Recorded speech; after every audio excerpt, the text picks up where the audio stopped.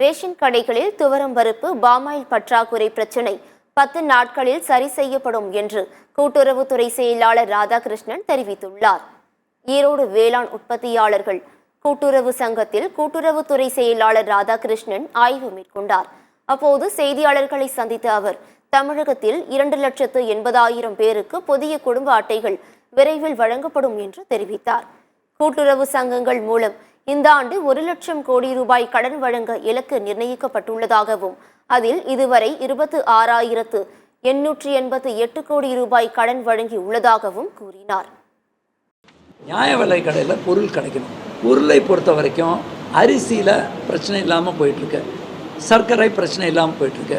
நம்மளோட palm oil மற்றும் பருப்பு அது சற்று பாதிக்கப்பட்டு 1 மாத டிஸ்டன்ஸில் கொடுத்துட்ருக்காங்க. தட் இந்த மாதம் கேட்டிங்கன்னா போன மாதத்தோட இதை கொடுத்துருக்காங்க. வரும் மாதங்களில் 3 மாதத்துக்கு சேர்ந்தா போல் முன்கூட்டியே வாங்க சொல்லி கையிருப்பில் வைக்க ஆணை போட்டு அதற்கான முதல் ஒப்பந்தத்தில் பாமாயிலும் ஆர்டர் கொடுத்துட்டோம், நம்மளோட தூர்தாலும் ஆர்டர் கொடுத்துட்டோம். மிக விரைவில் இந்த சுணக்கமும் முடிஞ்சிடும்.